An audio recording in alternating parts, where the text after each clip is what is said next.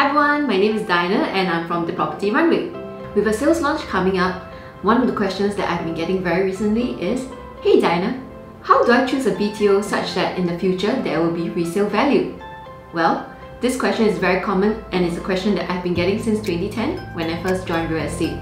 So today I'll be sharing with you some factors that you need to watch out for when picking your first BTO such that in the future, whenever it may happen, whether it's 5 years, 10 years, 20 years down the road, when you choose to sell it, there will be resale value.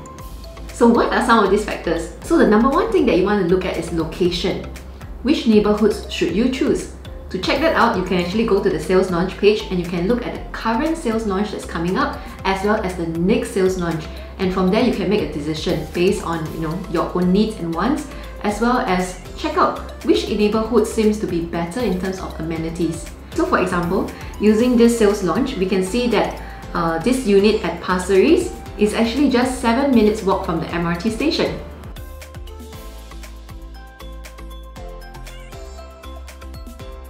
Now, every BTO will tend to have quite a number of amenities in their cluster moving forward.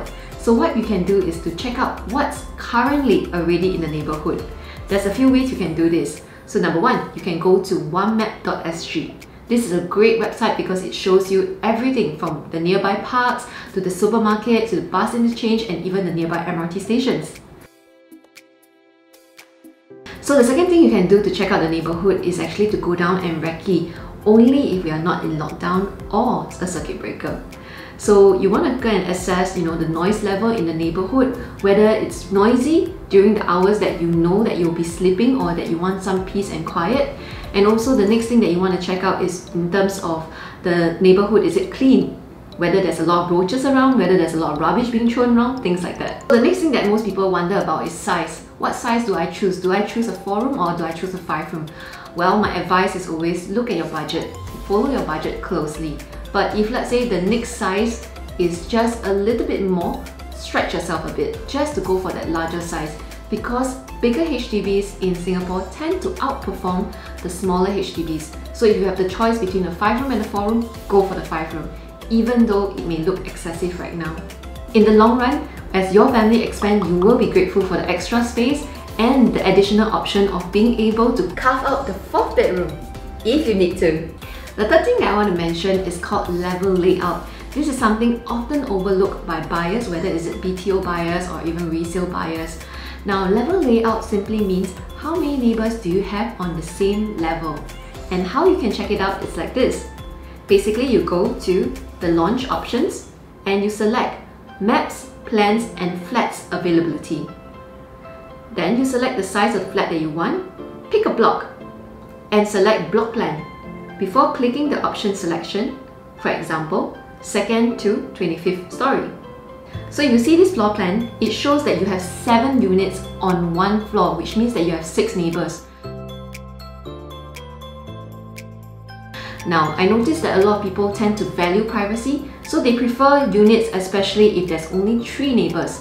We call this a point block because there's only 1 neighbor on all 4 corners of the block. So the next thing that you want to watch out for is the level as well as the stack number. So what's the stack number? Stack number basically means the unit number, and this will affect the view that you're getting, the amount of sunlight you're getting depending on its direction, as well as the ventilation, amount of wind coming through your house. So my tip for you is to select something that has a view. Most people prefer to pick a house with a nice greenery view or even a waterfront view.